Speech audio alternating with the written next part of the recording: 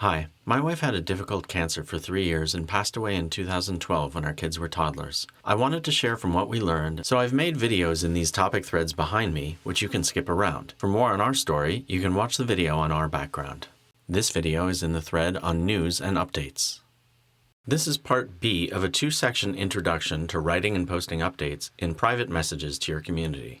In part A, I gave a list of points you might hit in update messages, but in this part B, I'll talk about how and where you can send or post your messages. In some ways, the simplest update format is to send a group email or text, but this does get more complicated than other forms because you have to type in the addresses and replies come back in a jumbled thread or blow up your phone. But it is easy, and you can at least start this way if you want. What I would suggest is a private website or blog, and there are organizations that already have pre-existing templates for you. Here on this screen is a snapshot of what I built for my wife's treatment back in 2009, and you can see that it's all password protected, and also that it has tabs for updates, help, FAQ, pictures and vacations, etc. On the next slide, I'll tell you sites where you can set this up. If you're going to do a password-protected website or blog, or have friends do it for you, there are many options. I'll give you 5 options, but really focus on 2 recommendations. The first is CaringBridge.org. It's really excellent, and I think it's probably the best choice. Any site has pros and cons, but CaringBridge is a nonprofit with no advertising and is extremely well done. Let's quickly look at the site on screen. You land here and you see a button to create a site or for friends to find you.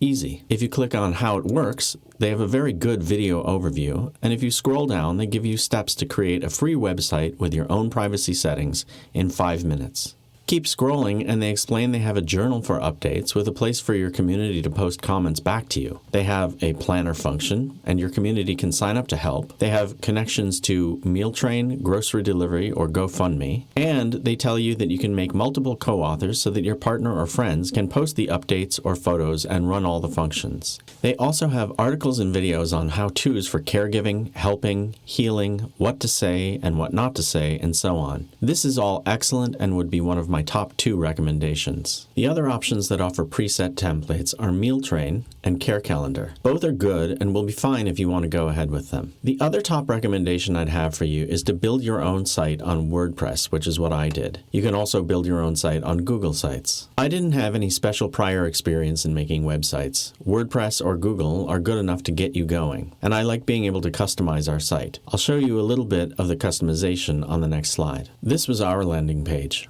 All of this was protected by passwords, but you can see that we helped people to know that phone calls and flowers were overwhelming in our little apartment, but that we so appreciated emails or notes left on the site. Back in her early 20s, Alex had gone to Bryce Canyon on a trip and loved it. She wanted to go back, so our community donated frequent flyer miles and hotel rewards and sent us on a trip. We posted slideshows of this trip and other family photos periodically for our friends to enjoy, instead of thinking about cancer. It helped everyone feel connected and like help was happening. Remember, Alex was a PhD in psychology, so we also had a page of help for our community. We wrote and uploaded wishes to our community. We suggested what they could do or say if they saw Alex with the kids, so people didn't feel so awkward and concerned about what they could and couldn't say. We linked to short PDF documents for people to read and help them with thoughts or articles that had been helpful for us. And we always had a page where we described what help we needed at that point and gave email contacts for our friend managers. I'm going to stop this video now, but I hope that this gives you some ideas for why to do updates, how and where to do them and maintain privacy, and that it gives you a feel for how personal connections can be fostered by updates and pictures and staying in touch. We were surprised and supported by our community in so many ways, and it was such a beautiful experience for my wife and me, even during difficult times. You don't have to do it all at once, and it's not always linear, but I'll talk more about that another time. See you in another video.